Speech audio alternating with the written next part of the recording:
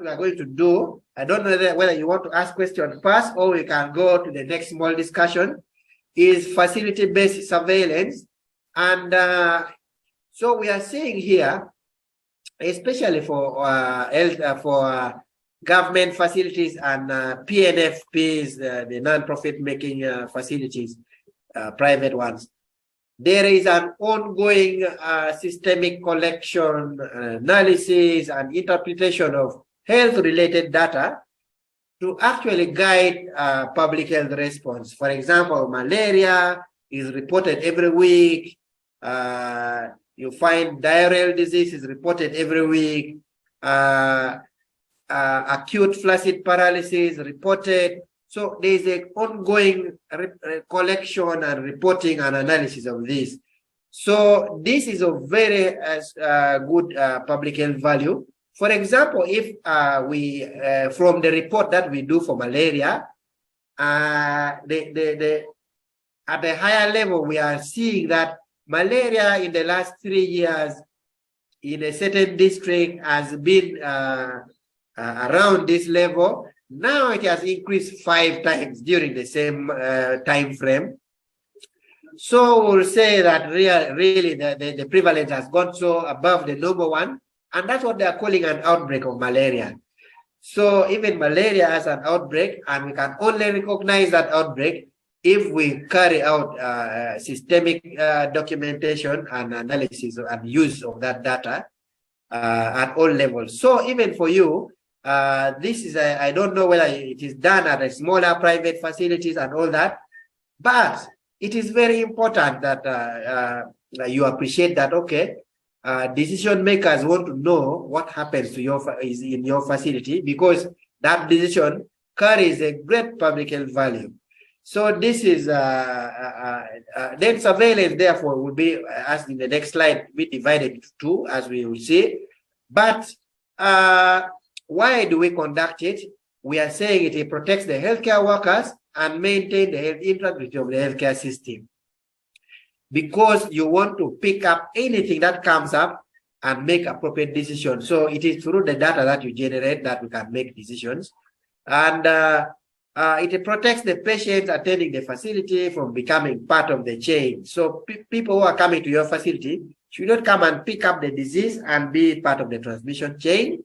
And it enables detection of concealed transmission. Sometimes the transmissions are concealed and you may not know it. But when we carry out regular systemic surveillance, the ongoing surveillance, we can easily pick up something, because the facility has to report every other now and then. So in doing so, you prevent the facility from becoming a focus of disease transmission. Imagine your facility is the one spreading Ebola and all that. It's not quite a good one. So public health surveillance is very important. It establishes the baseline for a disease, because we have been tracking the prevalence of Ebola, of malaria, for example. Over the previous years, we have been reporting them weekly. So we know in every district what is the expected prevalence against a certain time frame of the year. In this kind of month, it is expected to be here. So when they increase so much,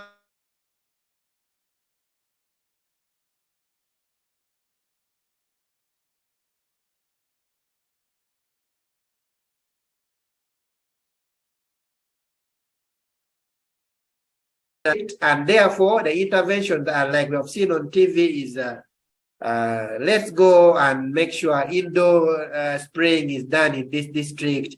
Let's go and distribute the mosquito nets in this district. So collection of this data in the form of surveillance is very critical for us to know a baseline. And we also detect changes in disease occurrence. If a certain facility like yours has been receiving 2 cases of diarrhea, patient with diarrhea every week for the last very many weeks. Now in one day you have 30 patients coming with diarrhea. This is a very critical, important information, and should be made use of. So you should be able to call the system and say, normally in my surveillance, I pick up cases of diarrhea 2 per week, but now suddenly everyone is diuretic. It's a very important, and this is the reason why this Ebola outbreak of the recent one disturbed us, because for 6 weeks we were not able to recognize it, and yet the patients were going to small facilities with fever, diarrhea, and all that, and it took 6 weeks where they had death, sudden death in families, death of more than 2 people in a family or from fever. So all this went without being detected, because we think that surveillance is just an act of the surveillance focal person or the district surveillance officer. It is not the case. A small private for-profit facility with a 1-bed capacity or without a bed is a very important part of the healthcare system of this country, and they should pick up information like this. Maybe the prevalence of diarrheal disease has increased, and they should notify the district, so that the surveillance focal person can be able to know where they are coming from and all that. So this documentation and analysis and all that is a very critical thing and should be done in your facility. So we monitor disease trends through surveillance and follow up the national history of the disease, so that you can be able to know from the time of infection until the recovery, how does the disease portray itself. So there are, for research purpose, we can do that. So for us today, we know that the key public health importance of surveillance is actually to monitor changes in the infectious agents in our facilities, so that we can make proper decisions. And it also facilitates planning, like the way I've talked about malaria. Decision makers can plan effectively. So there are 2 types of surveillance. Indicator-based surveillance, I've already described this very well in terms of malaria, where there is a weekly surveillance, where they record the number of malaria cases and send them. Acute flaccid paralysis, diarrheal disease, so they are the system is able to pick up this from the level of health center 2 and going up.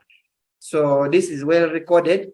And for your facility also, even if you don't do the indicator-based, event-based surveillance, that's the second type, is very, very critical, where the event-based, in this case, we are meaning there is a functional component of early warning systems and the response, where you have the case definition for key diseases like Ebola. Now you have the case definition of how and the screening algorithm.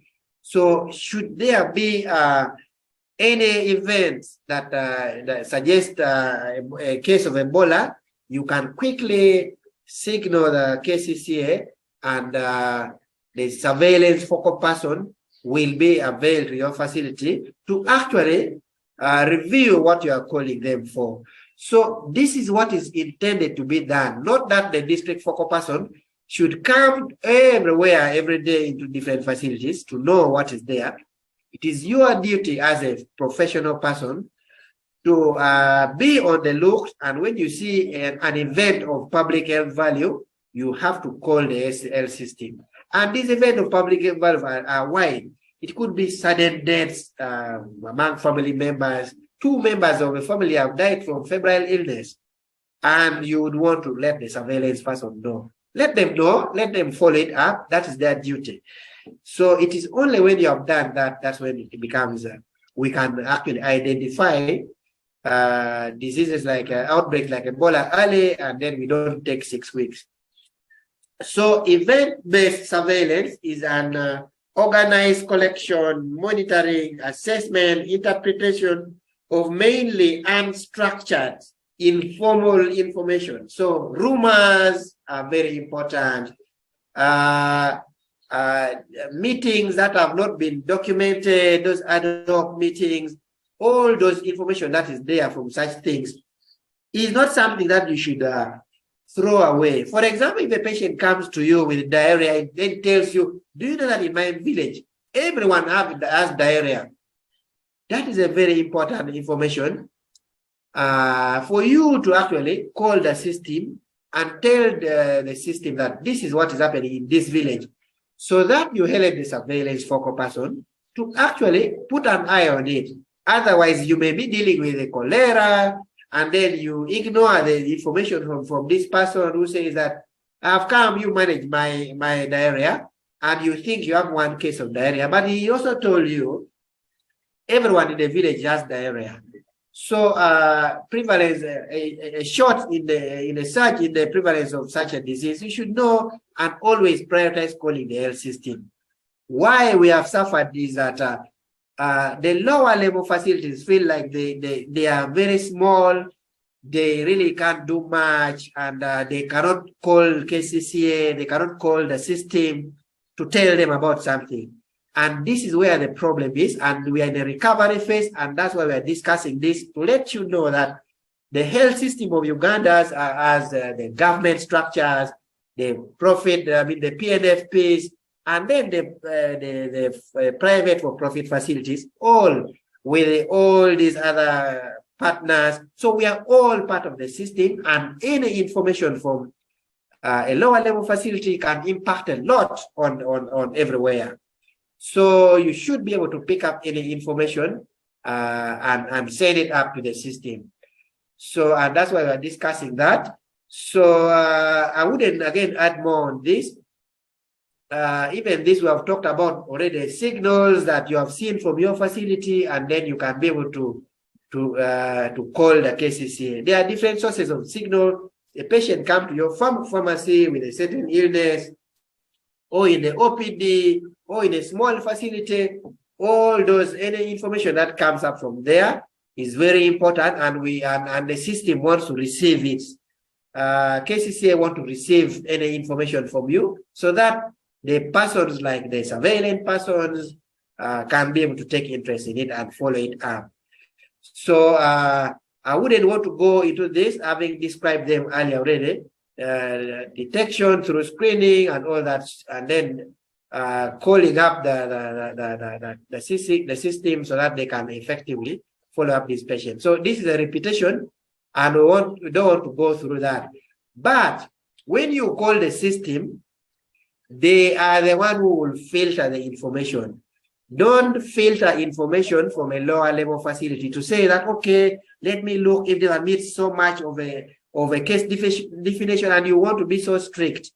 If something is suspicious, as raw as the information is, please signal the system, let them be the one to verify and to filter this information, whether it is a false alarm, whether it is actually alarm that should be taken seriously. So there are physicians, there are epidemiologists who are already employed by the system. KCCA has a lot of high level and trained persons who will look through what you are calling them for, and then make a proper assessment.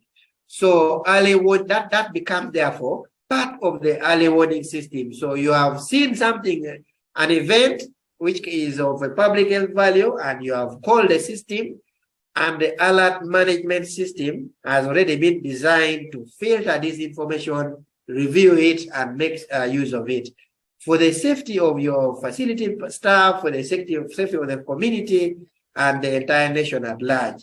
So that's why it is very important. But I will not go into all this because they are a repetition again. So all this is for the alert management system. We will not discuss alert management system here, but all your work is to call the KCCA for any events that you think is of beneficial, is of public health value. Diarrheal diseases are coming all over to your facility. There's a surge in it, and they are all coming from a certain village. So that's very important for the surveillance persons to know. Please call, make sure you call the system. Otherwise, we will be wasting a lot of money in responding to emergencies that are already delayed for 6 weeks, and yet these people are been going to small facilities. And we also get a lot of infections among healthcare workers because we are not calling the system. So that highly trained physicians and epidemiologists should look to, we deny them from looking through what's happening in our facility. So with that, I come to the end.